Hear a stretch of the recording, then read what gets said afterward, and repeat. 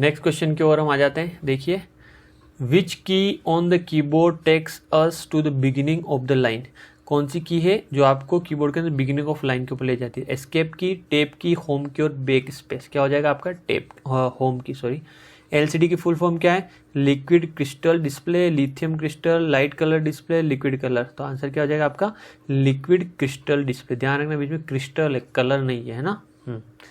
Which of the following is an example of automatic text formatting. अब automatic text formatting की बात कर रहा है यहाँ पे।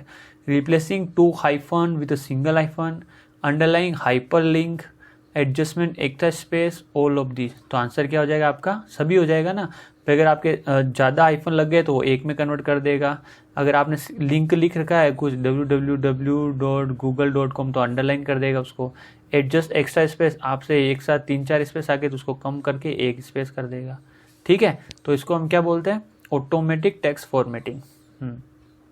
नेक्स्ट देखिए, chief component of first generation of computer. First generation का जो कंप्यूटर था उसका चीफ कंपोनेंट क्या है?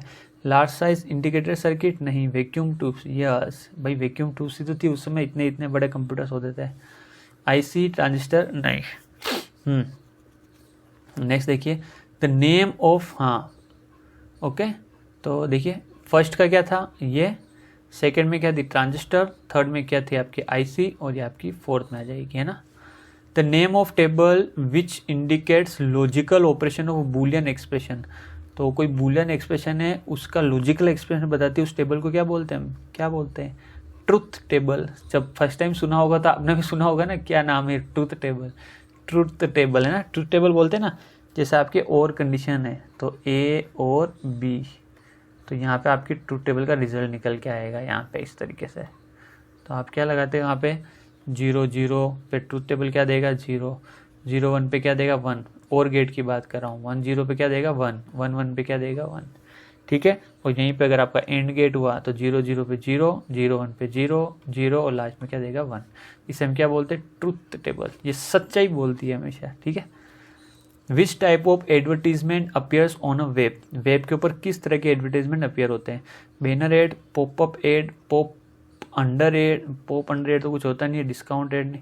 आंसर क्या हो गया आपके? दोनों आंसर इसका। बैनर एड भी होता है, पॉपअप एड भी होता है। बैनर एड जो नीचे बैनर चलता रहता है ना यूट्यूब के, और पॉपअप जो एकदम से पॉपअप हो जाता है, कोई वेबसाइट आप खोलते हो, है ना। नेक्स्ट देखिए 127, विच segment do eBay, Amazon, land en4.com use. तो देखिए ईबे और अमेजन के बारे में, मोस्टली अमेजन के बारे में जानते हैं सभी जने। और अमेजन किस तरह की आपकी? Business to consumer.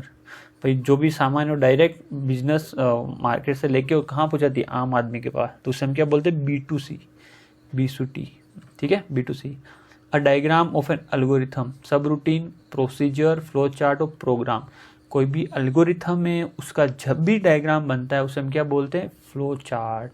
Flow chart पता है ना, जैसे स्टार्ट, ओके, इसके बाद यहाँ पे आपकी इनपुट सिंबल, इसके बाद यहाँ पे डायमंड बढ़ता है, टेस्ट कंडीशन, है ना। तो और फिर इसके बाद फाइनल में जो भी रिजल्ट आता है उसके बाद आपके वापस एंड हो जाता है। इसको हम फ्लो चार्ट बोलते हैं। Which area in Excel window allows entering values and formulas. Excel window के अंदर कौन सा एरिया है जो आपके एंटरिंग वैल्यू और फॉर्मूला एंटर करवाता है? Menu bar, title bar, formula bar, standard bar. क्या बोलते हैं हम? Formula bar. कैसे लिखा जाता है? इक्वल टू के साथ। Good. Which of the following is secondary memory device? Keyboard, disk, ALU और ऑल ऑफ दिस। कौन सी है जो सेकेंडरी मेमोरी डिवाइस है? क्या है answer? Disk. A hexadecimal number A0 has a decimal value. A0 की डेसिमल वैल्यू क्या होगी? तो इसको आप ओपन अप कर दीजिए, क्या हो जाएगी? 0 0 0 0। और A को कैसे लिखोगे आप? A का मतलब 10, तो 10 क्या होता है? 1 0 1 0। अब यहाँ पे वेट रख लीजिए, 1 2 4 8 16 32। इसका क्या होता है? 32 64 128। इनको ऐड कर दीजिए, क्या हो जाएगा? 160। It is as simple is that. Okay. Modes of communication are simplex, duplex, half duplex. क्या है? All of this. A formula in Excel start with colon, ठीक है, और ये क्या हो गया आपके? सेमीकोलन, इक्वल टू और हाइफन। आंसर क्या हो गया? सी। भाई फॉर्मूला के अंदर कहाँ से स्टार्ट होता है? अभी बताया था, इक्वल टू से। In MS Excel, getting data from a cell located in a different sheet is called, अलग शीट के अंदर डेटा है और वहां से हम लेके आ रहे हैं रेफरेंस, उसे क्या हम बोलेंगे, रेफरेंसिंग। भाई दूसरी शीट से लेके आ रहे हैं ना, तो कहीं ना कहीं हम रेफरेंसिंग का यूज कर रहे हैं। What will be the hexadecimal equivalent of decimal number 54977?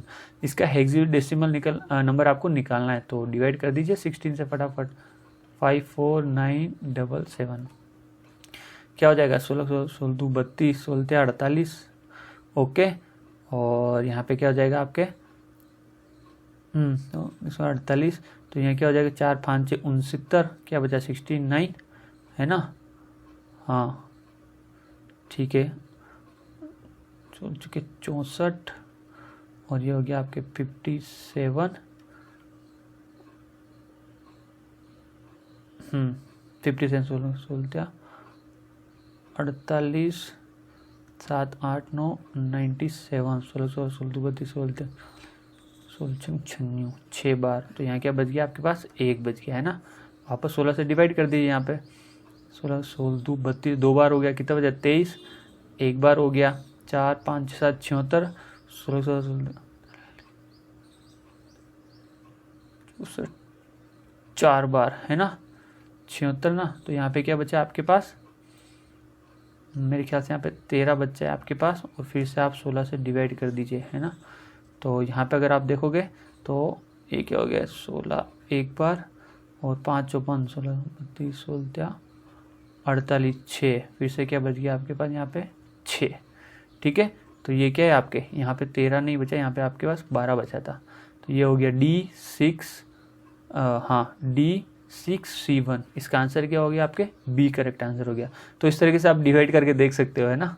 चलिए, which of the following is not a Microsoft internet tool और टेक्नोलॉजी, इनमें से कौन सा माइक्रोसॉफ्ट इंटरनेट टूल और टेक्नोलॉजी नहीं है, expression web, silver light, explorer और ड्रीम व्यूअर। तो ध्यान रखना, ड्रीम व्यूअर है वो एडोब का सॉफ्टवेयर टूल है, किसका है, एडोब का। आंसर क्या हो गया, डी। नेक्स्ट देखिए, what part of 192.168.10.51 is a network ID assuming a default subnet mark। सबसे पहले आइडेंटिफाई कीजिए ये कौन सी क्लास की आईपी है, कौन सी क्लास की है, ये क्लास सी की। क्यों, क्लास सी का रेंज है 192 से 223, ठीक है। क्लास सी के अंदर नेटवर्क आईडी पार्ट कितने बिट का होता है, 8 16 24, जल्दी जल्दी बताइए कितने कितने कितने कितने का होता है भाई, कितने बिट का होता है, 24 बिट का। 24 बिट का मतलब शुरू के 3 ऑक्टेट, 8 16 24, ये 3 ऑक्टेट। पूछा क्या है, नेटवर्क आईडी, यहाँ सॉरी हाँ यही आंसर हो गया आपके पास, ठीक है। तो assuming a default subnet mask which vote part of 192.168.10.51 is a network ID, तो ये हो गया आपका आंसर, ये नेटवर्क आईडी पार्ट है आपका, आगे का 3। In which menu drop cap option is use in MS Word 2007, home, insert, review और रेफरेंस। क्या आंसर हो जाएगा इसका, बी। तो ये याद करने वाली चीज़ें है MS ऑफिस के अंदर। तो which computer virus records every movement you make on your computer, जो भी आप टाइप करते हो हर एक मूवमेंट की जानकारी रखता है, कौन रखता है, DOS होता है आप डिनाइल ऑफ सर्विसेज। ये प्रीवियस वीडियो के अंदर मैंने बताया था, जिसके अंदर क्या होता है कि हैकर क्या करता है, आपके जो डेटाबेस है उसके अंदर बहुत सारा डेटा भर देता है, उसको ओवरलोड कर देता है, उसको हम बफर ओवरलोड भी बोलते हैं। क्योंकि अभी जस्ट सेट एग्जाम के अंदर या UGC नेट 2023 का एग्जाम हुआ, उसके अंदर एक क्वेश्चन आया है, तो उसके अंदर बफर को फुल कर दिया जाता है सर्वर साइड का। तो ये नहीं है मालवेयर, एंड्रॉइड नहीं, ट्रेपर नहीं, की लॉगर। क्या है इसका आंसर, की लॉगर इसका करेक्ट आंसर है। नेक्स्ट देखिए, विच of the following is not a component of relational database. Relational database का कंपोनेंट कौन सा नहीं है, टेबल है, एट्रीब्यूट है, एंटिटी है, हायरार्की कोई कंपोनेंट नहीं है। In MS Access which of the following creates a drop down list values to choose from, OLE object, lookup wizard, memo, hyperlink. तो देखिए याद करने वाली चीज़ है, इसका आंसर क्या है आपके, ये लुकअप विजार्ड। क्या है, lookup wizard. Which technique is preferable for transferring a large amount of data to and from a memory in a short time. तो देखिए अब ये क्वेश्चन के लिए मैं क्या बोलूँ आपको, अच्छा क्वेश्चन पूछा गया और डीप क्वेश्चन है कंप्यूटर ऑर्गेनाइजेशन आर्किटेक्चर का, जहाँ पे हम क्या करते हैं, IO डिवाइसेस को हमारी मेमोरी के साथ मैनेज करते हैं। तो 3 तरीके से मैनेज होता है, प्रोग्राम्ड IO, इंटरप्ट IO और DMA। प्रोग्राम आईओ के अंदर क्या होता है, कंटिन्यूसली आपका सीपीयू जो होता है वो आईओ मेमोरी का ध्यान रखता रहता है, कहीं आईओ ने कुछ डेटा भेजा था नहीं, आईओ ने डाटा भेजा नहीं, उसके लिए क्या होता है आपका सीपीयू पूरा पूरा बिजी हो जाता है। तो इस चीज़ को ओवरकम करने के लिए नया कंसेप्ट आया था, फिर आपका क्या आया था, इंटरप्ट ड्रिवन। उसके अंदर क्या होगा, आपकी आईओ डिवाइसेस को जब भी कोई डेटा भेजना होगा तो एक इंटरप्ट जनरेट करेगी और वो सीपीयू के पास भेजेगी। तो फिर सीपीयू जान जाएगा ओ अब आईओ को कोई डेटा भेजना है, तब फिर सीपीयू क्या करता, जब तक डेटा नहीं जाता तब तक बिजी रहता है वहाँ उस समय, पर अभी भी सीपीयू कहीं ना कहीं बिजी है। फिर उसको सोल्व करने के लिए आया आपके डायरेक्ट मेमोरी एक्सेस। इसके अंदर सीपीयू को बिल्कुल बाईपास कर दिया गया। सीपीयू को बोला भाई दादाजी आप आपका जो मेन काम है वो करिए, बाकी जो छोटे मोटे काम है वो हम कर लेंगे। तो डीएमए ने बोला मैं वो काम करूँगा, आप आपका मेन काम करिए, घर को संभालिए। आई बात समझ में? तो ये है आपका DMA, direct memory access. To permanently delete a file और folder from the computer we use shift plus delete. ठीक है, बिल्कुल सिंपल है। Which of the following is not a network, वेन, लेन, जेन और मैन। क्या हो जाएगा, सॉरी नेटवर्क नहीं है, जेन क्या है, नेटवर्क पता नहीं। नेक्स्ट देखिए यहाँ पे, which of the following are part of segments of e commerce. B2C होता है, C2B भी होता है, B2B भी होता है, सभी है। Business to consumer, consumer to business, business to business, दोनों है। Norton's antivirus is virus, vaccine, antidote नहीं। आंसर क्या है इसका, डी करेक्ट आंसर है। द वैल्यू ऑफ बाइनरी 111, इसकी वैल्यू क्या है, कंटिन्यूस रन ऑफ वंस है, 2 की पावर 4 माइनस 1 दैट इज 15। ठीक है, ये शॉर्ट ट्रिक मैंने आपको बता रखी है। ओके नेक्स्ट चलिए, which of the following gives best graphical output. इनमें से कौन सा बेस्ट ग्राफिकल आउटपुट आपको देगा, plotter, laser printer, dot matrix printer, daisy wheel. Answer क्या हो जाएगा, प्लॉटर देगा ना भाई सबसे अच्छा। तो लेजर प्रिंटर ठीक है, डॉट मैट्रिक्स प्रिंटर और डेजी व्हील तो ये तो भूल ही जाओ, है ना। आपके सारे ये दोनों क्या आपके ड्रम प्रिंटर है। लेजर प्रिंटर आपका क्या, सॉरी ड्रम प्रिंटर मतलब इम्पैक्ट प्रिंटर है, लेजर प्रिंटर आपका नॉन इम्पैक्ट प्रिंटर है। प्लॉटर इन सभी का एडवांस है, जो बड़े बड़े ग्राफिक्स को डिजाइन करता है उसका आउटपुट निकालता है, तो क्या है plotter. The internet control message protocol ICMP reports error conditions to the original source. Source must relate errors to individual application programs. Provides communication between the internet protocol software on one machine and the internet protocol software on another machine. All of these. देखिए ICMP क्या करता है, ICMP का काम क्या है, internet control message protocol. देखिए जैसे आप ये सोर्स है और यहाँ से आपके डेस्टिनेशन के पास आपने कोई भेजा IP, तो IP इस तरीके से ट्रैवल हुआ यहाँ से यहाँ और यहाँ से यहाँ। अब देखिए जब भी किसी कारण से आपका IP का पैकेट ड्रॉप हो जाता है, ये राउटर ड्रॉप कर देता है, चाहे वो टाइम टू लीव एक्सीड हो जाए, उसका जो टाइम है होप काउंट करने का वो एक्सीड हो जाए, चाहे वो गलत रास्ते के ऊपर भटक जाए, ठीक है, चाहे सोर्स को इंचिंग प्रॉब्लम हो, किसी कारण से अगर ये ड्रॉप होता है तो यहाँ पे एक ICMP पैकेट जनरेट होता है और ये टूवर्ड सोर्स मूव करता है। किधर मूव करता है, टूवर्ड सोर्स, सोर्स की तरफ मूव करता है। तो reports error condition to the original sound, ये सोर्स को बताएगा कि भाई किस कारण से ये पैकेट ड्रॉप हुआ है, बिल्कुल ट्रू है। The source must relate errors to individual application program. अब सोर्स क्या करेगा, अगली बार जब भी पैकेट भेजेगा तो जो भी पर्टिकुलर एप्लीकेशन को भेज रहा है उसके अकॉर्डिंग उस एरर को रिलेट करेगा, बिल्कुल सही है। Provide communication between the internet protocol software on one machine and the internet protocol software on the another machine. IP को एक मशीन से दूसरे मशीन के बीच में क्या करेगा, सपोर्ट करेगा, है ना। ठीक है, तो ये तीनों आपके सही है। आंसर क्या हो गया आपका, डी करेक्ट आंसर हो चुका है। तो मतलब IA के अंदर भी इस तरह के क्वेश्चन आए 2013 के अंदर, देख लीजिए आप। तो अभी रीट का तो क्वेश्चन आपने दिया ही है, रीट का जो क्वेश्चन पेपर था 5 क्वेश्चन वो आपने देखे होंगे ना, वो भी मैं सोल्व कराऊंगा।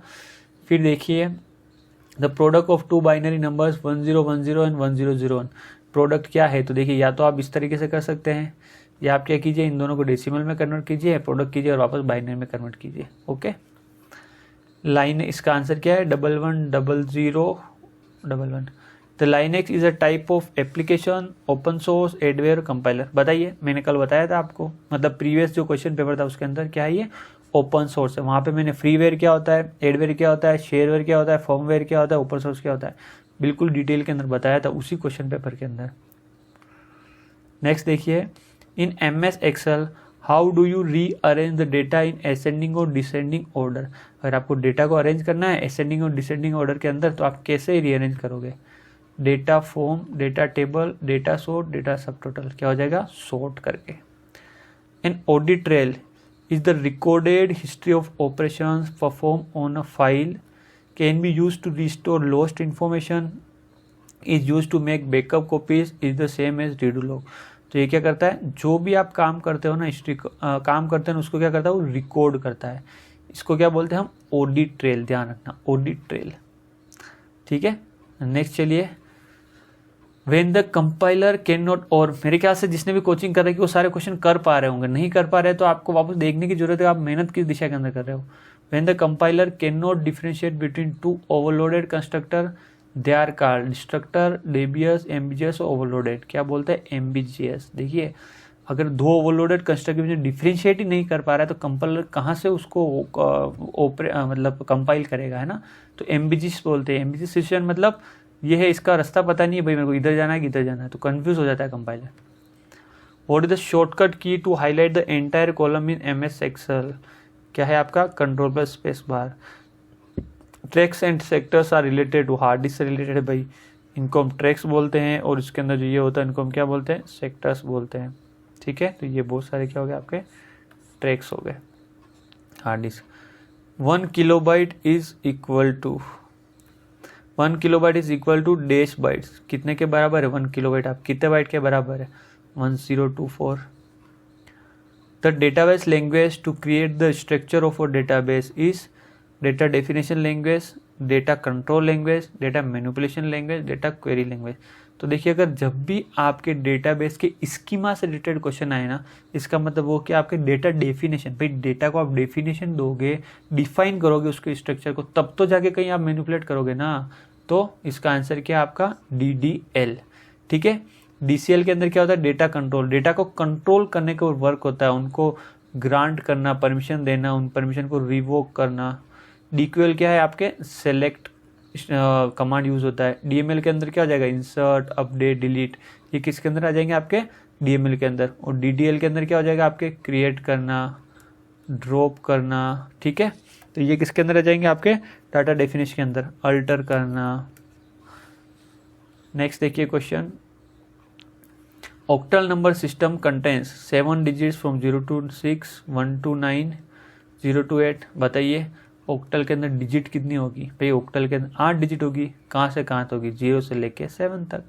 ऑप्शन है क्या, नहीं है, तो डी इसका करेक्ट आंसर। फिर से देखिए नन ऑफ दीज है, तो देखिए नन ऑफ दीज वाले ज़्यादा दिए हैं इस बार। If the left as well as right side of the paragraphs are aligned, दोनों साइड पैराग्राफ के आपके अलाइंड है, सेम है, तो उसको हम क्या बोलते हैं लेफ्ट राइट अलाइन, नहीं सेंटर, उसको क्या बोलते हैं सॉरी जस्टिफाइड। क्या बोलते हैं जस्टिफाइड। विच की can not have duplicate values, कौन सी की इसकी डुप्लीकेट वैल्यू नहीं हो सकती, इंडेक्स की, प्राइमरी की, फॉरेन की और सुपर की। यहाँ थोड़ा सा देखिए विच की कैन नॉट है डुप्लीकेट, इंडेक्स की के अंदर भी डुप्लीकेट नहीं हो सकती, प्राइमरी की के अंदर भी डुप्लीकेट नहीं हो सकती और सुपर की के अंदर भी डुप्लीकेट नहीं हो सकती, फॉरेन की के अंदर डुप्लीकेट हो सकती है। तो यहाँ पे कोई क्वेश्चन मुझे गड़बड़ लग रही है, मेरे ख्याल से क्वेश्चन आपका डिलीट हुआ होगा, है ना। सुपर की और प्राइमरी की के अंदर तो हो ही नहीं सकती, इनकी डेफिनेशन ही है कि unique, it can identify unique row within table, table के अंदर यूनिकली रो को वो आइडेंटिफाई कर सके, जिसको हम प्राइमरी की और सुपर की बोलते हैं ना। और डुप्लीकेट वैल्यूज ये होल्ड नहीं कर सकती दोनों, और इंडेक्स की के अंदर ही अपने आप में कहीं ना कहीं ये डुप्लीकेट वैल्यू होल्ड नहीं करती, तभी तो हम इंडेक्स बनाते हैं ना। तो ये क्वेश्चन थोड़ा सा गड़बड़ है ना। अगर यह कैन नॉट नहीं होता ना तब ये आंसर इसका सी होता। मेरे ख्याल से आपको समझ में आ गया होगा ना। Web pages are stored in client, server, modem और राउटर। तो वेब पेजेस कहाँ स्टोर किए जाते हैं भाई, क्लाइंट साइड पे तो करते ही नहीं है, ऑब्वियसली बात है सर्वर पे करते हैं। ISP की full form internet service provider, full form सारी आपको याद होनी चाहिए। Internet usage circuit switching, telex switching, telephone switching, packet switching. Internet आज के समय में किसका यूज़ करता है, आपके पैकेट स्विचिंग का। स्विचिंग 3 तरह की है, सर्किट स्विचिंग, मैसेज स्विचिंग और पैकेट स्विचिंग। ध्यान रखना पैकेट स्विचिंग फिर से आपके वर्चुअल स्विचिंग और आपके datagram switching. Okay. The M in HTML stands for machine, modelling, margin और मार्कअप। क्या हो जाएगा markup. Which of the following TCP protocol are use for transferring electronic mail message from one machine to another machine. यहाँ देखिए TCP/IP protocol use for transferring electronic message, mail की बात कर रहा है, FTP, SMTP, SNMP, RFC। और mail के लिए क्या यूज़ करते हैं हम, SMTP। SMTP मैसेज को पुश करने के लिए काम आता है और POP आपके मैसेज को पुल करने के लिए काम आता है। ठीक है, ओके, चलिए नेक्स्ट। चलिए, बहुत अच्छा रिवीजन हो रहा है ना। अगर आपने पढ़ रखा है तो रिवीजन बहुत ही शानदार हो रहा है आपका। OMR stands for optical mark reader, optical magnetic reader, object mark reader, object magnet reader. क्या हो जाएगा आपका, ऑप्टिकल मार्क रीडर।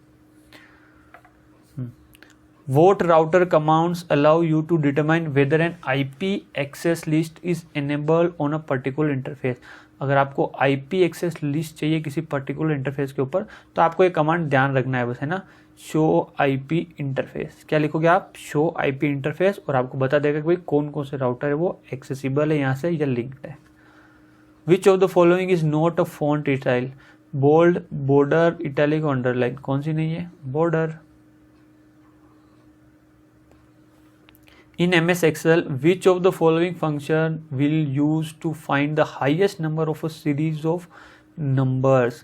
अगर आपके हाईएस्ट नंबर चाहिए, दो नंबर है, उस सीरीज में बहुत सारे नंबर है, उनमें से आपको हाईएस्ट नंबर चाहिए। देखिए यहाँ पे क्या लिखा है, B1 से B5। इस कॉलम का नाम है B1 2 3 4 5। इनमें से आपने नंबर दे रखे 10 20 30 40 50, उनमें से मैक्सिमम निकालना है।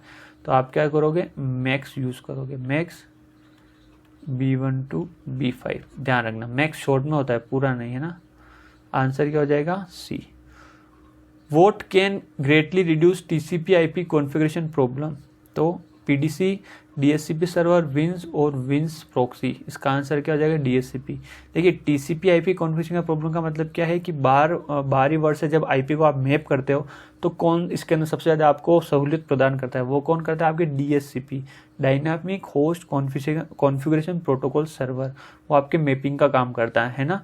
वो क्या करता है, आपके पूल ऑफ जो IP होते हैं, प्राइवेट IP का आपके पास पूल होता है, जिस भी डिवाइसेस को आपकी ज़रूरत होती है लोकल के अंदर वहाँ से लेता है, उनको IP एड्रेस करता रहता है। ठीक है, which of this is considered a replacement for serial and parallel ports.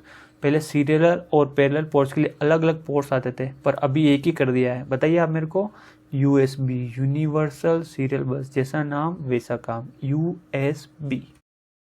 Excel displays the current cell address in the title bar, name box, status bar और फॉर्मूला बार। देखिए यहाँ पे जो आपका यहाँ पे Excel के अंदर जो फॉर्मूला बार रहता है ना, यहाँ पे फॉर्मूला करके इक्वल टू, इसके पास जो नाम रहता है ना उसको हम क्या बोलते हैं, नेम बॉक्स। क्या बोलते हैं, नेम बॉक्स। इसके बारे में पूछा है, यहाँ पे आपके एड्रेस रहता है। जैसे आप जिस भी कॉलम के ऊपर खड़े हो सेल के अंदर B7 के ऊपर, तो ये यहाँ शो होता है। ठीक है, उसको हम क्या बोलते हैं, नेम बॉक्स। ध्यान रखना। विच of the following is a search engine. कौन सा है, Yahoo, Rediff, MSN, all of this सारे हैं आपके। चलिए देखिए, द डेटाबेस मैनेजमेंट सिस्टम। देखिए जो लास्ट तक दिखा रहेगा, जो लास्ट तक कंसिस्टेंट मेहनत करेगा, जीत उसकी ही होगी। Okay, the database management system is a hardware system. गलत, हार्डवेयर सिस्टम गलत। अब बचे आपके COD, software system use to create, maintain and provide control access to database. Yes, database को कंट्रोल एक्सेस प्रोवाइड करता है, अनकंट्रोल नहीं करता है। आंसर क्या हो गया आपका, C। We can take internet service by dial up and lease line, dial up and none of these. तो हम इंटरनेट सर्विस किस तरीके से ले सकते हैं, डायल अप और लीज लाइन से। ठीक है, उस समय की बात थी, अभी तो फाइबर है, फाइबर के अंदर पूरा सा अलग से डिब्बा आता है और डायरेक्ट आपके कनेक्ट हो जाता है ना। नेक्स्ट देखिए, function overloading happens at compile time, linking time, run time, no. देखिए जो आपकी फंक्शन जो ओवरलोडिंग होती है ना, हमेशा कंपाइल टाइम पे होती है। ध्यान रखना कहाँ होती है आपकी, कंपाइल टाइम पे ही वो चेक कर लेता है कहीं, मतलब जो फंक्शन आप ओवरलोड कर रहे हो, जैसे मैक्स, तो आपने लिख लिया यहाँ पे इंट A, और एक और लिख लिया आपने मैक्स फंक्शन का नाम इंट A इंट B। इसको क्या बोलते हैं, फंक्शन ओवरलोडिंग। सेम नेम पर पैरामीटर क्या हो गया आपके अलग। फंक्शन के लिए आगे मैं वॉइड लगा देता हूँ। ठीक है, ये फंक्शन ओवरलोडिंग। तो ये कंपाइल टाइम पे चेक कर लेता है कि भाई कहीं ऐसा तो नहीं कि सेम नाम के दो फंक्शन हो, सेम नेम के फंक्शन हो और पैरामीटर भी सेम हो, ऐसा नहीं। Sign use in email address are 8 and comma. तो ये आंसर क्या हो गया आपका, C। What is the maximum character length of field name in MS 2007, तो ध्यान रखना ये 64 होती उस समय। विच of the following is India's first super computer, कौन सा था भाई, एका, सागा, क्रे या परम, परम वर्ल्ड का, या आपका हो गया क्रे, है ना। फिर देखिए for each instruction of program in memory the CPU goes to, देखिए फिर से COA का क्वेश्चन आया है, मतलब अच्छे पेपर्स आ रहे हैं ना। Fetch, execute, decode, sequence, decode, fetch, execute, तो सबसे पहले क्या करेगा वो फेच करेगा, उसको फिर डिकोड करेगा और फिर क्या करेगा उसको एग्जीक्यूट करेगा, किसको, इंस्ट्रक्शन को। आंसर क्या हो गया, D. In circuit switching transmission path is set before data transfer, dedicated communication link is not required, data is stored at intermediate nodes, none of this. तो देखिए सर्किट स्विचिंग के अंदर क्या होगा, आपके पहले ही पाथ बना दिया जाएगा। जैसे आपने ग्रीन कॉरिडोर का नाम सुना हुआ है ना, ग्रीन कॉरिडोर, मैं याद दिलाता हूँ आपको। आप देखते हो कि एक किसी ऑर्गन है उसको ट्रांसप्लांट किया गया, दिल्ली से बॉम्बे लगा के ले गए हैं, एम्बुलेंस के अंदर ग्रीन कॉरिडोर बनाया है, या किसी बच्चे को जान बचाने के लिए ग्रीन कॉरिडोर बना के कम समय के अंदर एम्बुलेंस को पहुंचाया गया है, उसे हम ग्रीन कॉरिडोर बोलते हैं। ग्रीन कॉरिडोर का मतलब पूरा रास्ता खाली कर देना किसी इमरजेंसी सिचुएशन के लिए। उसी प्रकार इसके अंदर भी होता है सर्किट स्विचिंग के अंदर, ठीक है। इसके अंदर क्या होता है कि भाई जब भी आप सर्किट से स्विचिंग करोगे ना, सर्किट स्विचिंग से आप मैसेज भेजोगे ना, तो पूरे जो आपके रिसोर्सेस होते हैं, जो आपके CPU होते हैं, बफर्स होते हैं, उनको रिजर्व कर लिया जाता है कि कोई यूज ना करें। अभी पर्टिकुलरली ये डेडिकेटेड है इसी पाथ के लिए, तो सर्किट स्विचिंग के अंदर होता है ना ये। Transmission of path is set before data transfer, data transfer होने से पहले आपका डेटा का जो ट्रांसमिशन पाथ सेट हो जाता है। Giga Ethernet has a data rate of, तो देखिए गीगा इथरनेट में डेटा रेट क्या है, सबसे पहले बताता हूँ। किलो के अंदर हम लिखते हैं इसको 10⁻3, मेगा के अंदर लिखते हैं 10⁻6 और गीगा के अंदर लिखते हैं इसको 10⁻9। ओके, ठीक है। तो यहाँ अगर आप देख सकते हो गीगा इथरनेट आपको किस में दिया हुआ है, मेगाबिट पर सेकेंड के अंदर, है ना। तो अगर आपको गीगा बनाना है तो 10⁻6 तो है ही है, गीगा के लिए आपको 10⁻3 और चाहिए। तो देखिए 10⁻3 का बी 20 का आंसर हो गया, क्योंकि 10⁻6 तो दिया हुआ ही है। देखिए आप मेगाबिट पर सेकेंड, आपको 10⁻3 तो चाहिए, ये 3 और 6 क्या हो गया 9, ये आंसर हो गया। तो giga Ethernet has a data rate, ये होगी, ठीक है। देखिए कंसेप्ट को समझिए, अगर क्वेश्चन किसी भी तरीके से दे दे तो आपको आना चाहिए, ऐसा नहीं कि ये सेम टाइप का क्वेश्चन तो आ गया कर लिया और वहाँ यहाँ पे अगर घुमा दिया, आपको पेटा दिया, जोटा दे दिया तो आप भूल गए, नहीं, आपको 3 क्या करना है, ऐड करते रहना बस, 3, ठीक है। 13 आ गया तो क्या हो जाएगा 10⁻12, तो आना चाहिए। Which of the following is a sequential access device, floppy, magnetic tape, optical disk और हार्ड डिस्क। सीक्वेंशियल सिर्फ एक होती है, वो होती मैग्नेटिक, बाकी सारी आपकी रैंडम होती है, ठीक है, या डायरेक्ट। नेक्स्ट देखिए, shortcut key use to repeat the last action is MS office, last action को रिपीट करने कौन सा यूज करते हैं, F4। Which of the following will not protect you from spam, filters करते हैं, पॉपअप ब्लॉकर नहीं, ईमेल रूल्स करते हैं, स्पैम ब्लॉकर करते हैं, बी इसका करेक्ट आंसर है। Container tag is, container tag कौन से हैं, ब्रेक, हॉरिजेंटल, बोल्ड और इटैलिक। तो कंटेनर टैग कौन से आपके, सी करेक्ट आंसर है ना। ये ब्रेक क्या करता है, आपका जो पैराग्राफ है उसको क्या करता है, ब्रेक कर देगा, और हॉरिजेंटल क्या करेगा, उसको एक लाइन खींच देगा, 2 पैराग्राफ को अलग से बता देगा, ये अलग है, ये अलग है, ये अलग है ना। तो ये दोनों आपके कंटेनर टैग नहीं है, सी वाले आपके कंटेनर टैग है, जिसके अंदर आपके अंदर कुछ भी लिखोगे आप तो वो बोल्ड हो जाएगा या इटैलिक हो जाएगा। In MS Excel comments put in a cells are called smart tip, soft tip, cell tip और वेब टिप। ध्यान रखना उनको हम क्या बोलते हैं, सेल टिप, याद कर लीजिए। स्क्रॉल लॉक की इज कर्सर कंट्रोल की, फंक्शन की, न्यूमेरिक की और टॉगल की। किस तरह की बताइए, टॉगल की, उसको आप ऑन ऑफ कर सकते हो ना, जिस भी की को आप ऑन ऑफ कर सकते हो उन्हें हम टॉगल की बोलते हैं। और कौन सी होती है बताइए आप मेरे को, लॉक स्क्रीन, और कौन सी होती है आपके पास, कैप्स लॉक, ऑन ऑफ वाली, ये भी टॉगल की होती है ना, ठीक है। What is the full form of DTP, desktop publishing, याद कर लीजिए। Which tag creates a number ordered list, तो ordered list, unordered list, data list, तो आंसर क्या हो जाएगा आपका ऑर्डर्ड लिस्ट। तो properties of a database is are, यहाँ देखिए डेटाबेस के बारे में, data stored in a database is independent of the application program use it. हाँ ऑब्वियस सी बात है, ये आपका डेटाबेस है और यहाँ पे कितनी भी एप्लीकेशन इसको यूज़ कर रही हो, इस डेटाबेस को कोई लेना देना नहीं है, और इनके काम होगा तो इनको एक्सेस करेगी। It consolidate separate files into common pool of data records. ठीक है, अलग अलग फाइल को ये एक साथ कंसोलिडेट कर सकती है। It is an integrated collection of logically related records. Logically मतलब इनको ने टेबल्स के अंदर, रोज कॉलम्स के अंदर हम क्या करते हैं, इनको रिलेटेड करते हैं। जैसे किसी को हम क्या बनाते हैं, प्राइमरी की बनाते हैं, किसी को हम फॉरेन की बनाते हैं, इनके बीच में क्या करते हैं, रिलेशन एस्टेब्लिश करते हैं। तो आंसर क्या हो गया, डी।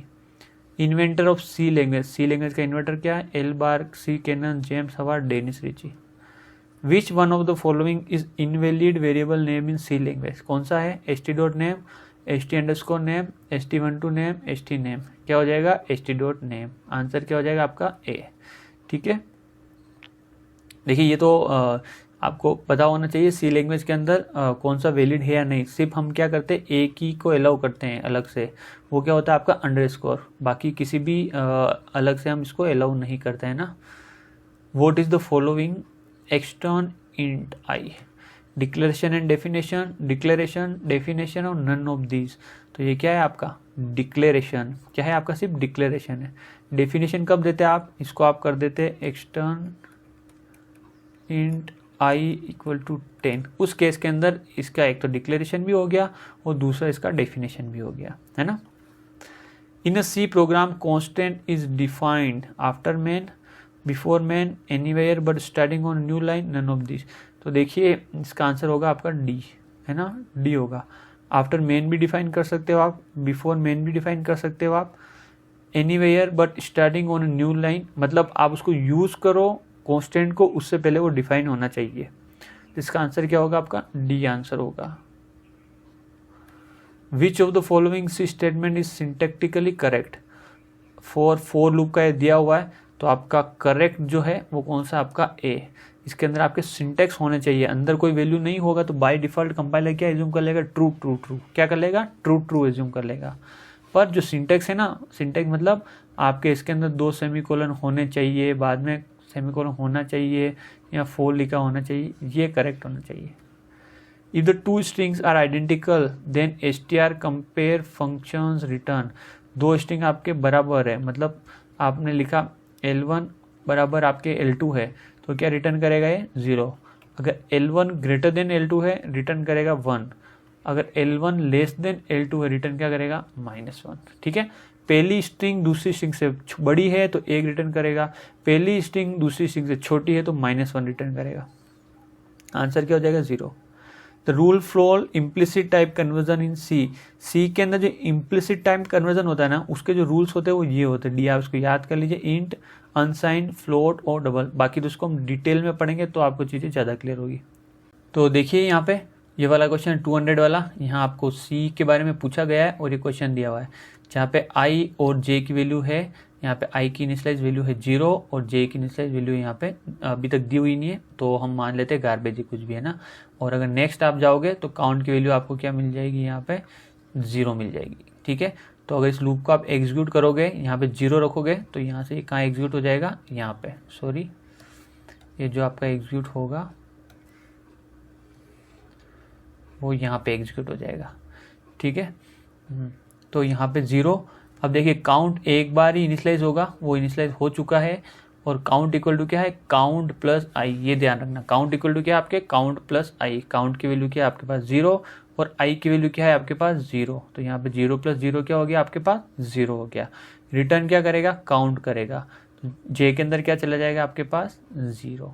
ओके, अब प्लस प्लस आई हो जाएगा, इसका मतलब ये क्या हो गया आपकी 1 वापस भेजिए ऊपर आप। काउंट की वैल्यू क्या है, काउंट प्लस आई की वैल्यू क्या है यहाँ पे 1, तो 1 प्लस काउंट क्या हो गया यहाँ पे 1, और रिटर्न क्या हो जाएगा आपके काउंट की वैल्यू, ये 1 रिटर्न हो गई। ठीक है, यहाँ पे आई की वैल्यू आपकी 2 हो गई, 2 वापस गई आपके, सॉरी यहाँ पे जो जे हो गई। ठीक है, काउंट की वैल्यू आपकी 2 हो गई और आई की वैल्यू यहाँ पे चलेगी आपके पास 2, और ये क्या हो जाएगी 2 प्लस काउंट, 2 प्लस काउंट क्या हो गया यहाँ पे 3। ठीक है, 2 प्लस काउंट क्या हो गया 3, और 3 क्या हो जाएगा रिटर्न, तो जे की वैल्यू क्या हो गई आपके पास 3 हो गई, है ना। ठीक है, वापस आई की वैल्यू इंक्रीमेंट हो जाएगी, क्या हो गया 3 गया ऊपर वापस यहाँ पे, यहाँ देखिए 3 प्लस काउंट क्या हो गया यहाँ पे 6 रिटर्न हुआ और 6 कहाँ चला गया जे के अंदर।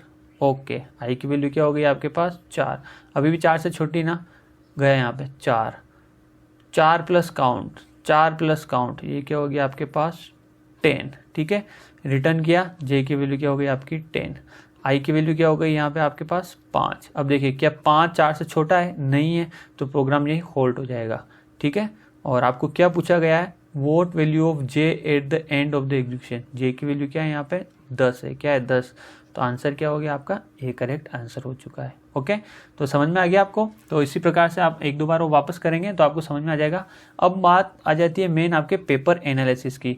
तो देखिए पेपर जो एनालिसिस है वो देख लीजिए, यहाँ पे आपके जीके के 22, रीजनिंग के 25 क्वेश्चन। ठीक है, ये तो नॉन टेक पार्ट है। कंप्यूटर नेटवर्क के 29 क्वेश्चन आए हैं, बाइनरी के 10 क्वेश्चन, कंप्यूटर फंडामेंटल के 31 क्वेश्चन, एमएस ऑफिस के 39 क्वेश्चन, ओएस के 8, डीएसए के 2, नेटवर्क ये नंबर सिस्टम है ना, नंबर सिस्टम के 10, एचटीएमएस के 4, डीबीएमएस के 8, ई कॉमर्स के 2, सीओ के 2 और सी के 8।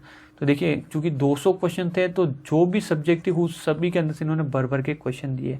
अब लास्ट के अंदर जब हम 2008, 2011, 2013 और एक और में डालने वाला हूँ 2018, उसके बाद जो परसेंटेज वाइज हम कंपेयर करेंगे ना, तब आपको चीज़ क्लियर होगी कि भाई जो रियल में जो एजेंसी आपके एग्जाम करा रही है वो किस दिशा के अंदर जा रहा है, और आपकी जो तैयारी हो रही है वो रियल में किस दिशा के अंदर हो रही है, या आप जो आपकी तैयारी कर रहे हो वो सही दिशा के अंदर कर रहे हो नहीं। इसलिए प्रीवियस ईयर क्वेश्चन पेपर को सोल्व करना बहुत ज़रूरी है। अगर आप ये वीडियो देख रहे हैं तो प्लीज़ इस वीडियो को स्किप ना करें, शुरू से लास्ट तक जरूर देखें। इसको करने से आपको नुकसान कोई भी नहीं है। ये 200 क्वेश्चन एक बार अगर आप आपकी आंखों से देख लोगे तो आपको श्योरली बेनिफिट ही होगा। ओके, तो इसी प्रकार से साथ बने रहिए। मिलते हैं हमारे नेक्स्ट वीडियो के अंदर। Thank you.